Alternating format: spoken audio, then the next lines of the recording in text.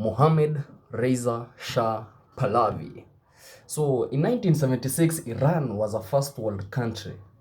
Crazy, right? For the past 2 years, I've been telling you guys, war is economy, war is money. Why do anybody fight? Everybody fights to control resources. Why did Mau Mau fight? Why did Columbus fight? Why did Alexander the Great fight? Why do anybody fight? It's to control resources. So let's divulge and dissect what's happening in the US Iran Israeli war. So US and Israel coordinated attacks on Iran. You know, Israel is like US boyfriend. The US boyfriend. Hope I don't lose my account or lose my shit. So what's happening in this war? What are the motives? Like, what is the outcome that is expected from this war? Not what we are expecting as us, but what the partakers are expecting.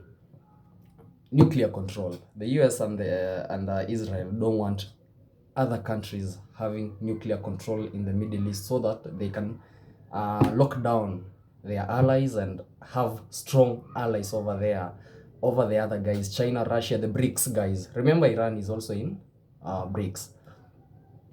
Another thing, when President Nixon removed the gold standard in 1978, what do you think backed the dollar from then onwards? What makes the dollar so strong? So an agreement was made that all countries should buy oil using the US dollar. It was called the petrodollar system. And right now the US is losing the petrodollar control, as last year around November, China managed to secure a deal to buy oil using the Chinese yuan. Another thing, it's tech control.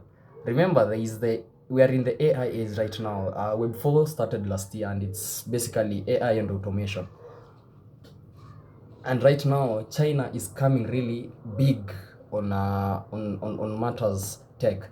In the US, there's a bubble right now in the stock market where these tech companies, Nvidia, OpenAI, and what have you, the tech companies are moving money. It's not even real money. Like, it looks like there's real money moving around the US market right now. If you go to Wall Street, you'll find that Nvidia stock prices are skyrocketed. Let alone Nvidia's it was Nvidia's stock prices. They plummeted like crazy, over 1,000% in a single year. But that's a bubble which will burst like the 2008 housing bubble. And so the US is trying to find a way to salvage themselves and make sure they don't get hit. Another thing, it's just what I said, economic and industrial control.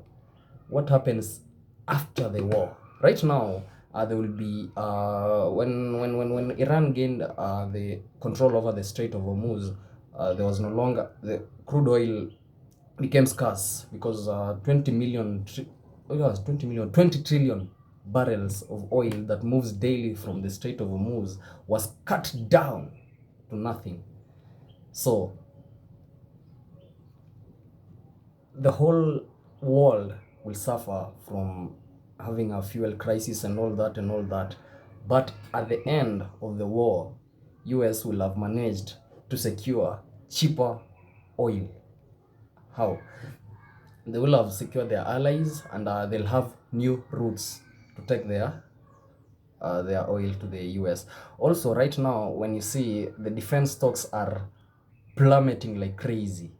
Defense stocks are plummeting like crazy. So the defense stocks, again, remember the AI bubble issue. The defense stocks are again supposed to come and balance the stock market in the USA to avoid collapse, or to get a cushioning of sorts. So basically that's it. So what they are doing now, they want to install the supreme leader who they can control, like what they did with Mohammed Reza Shah Pahlavi. Right now they want to they've installed Khamenei's son, Mojtaba Khamenei.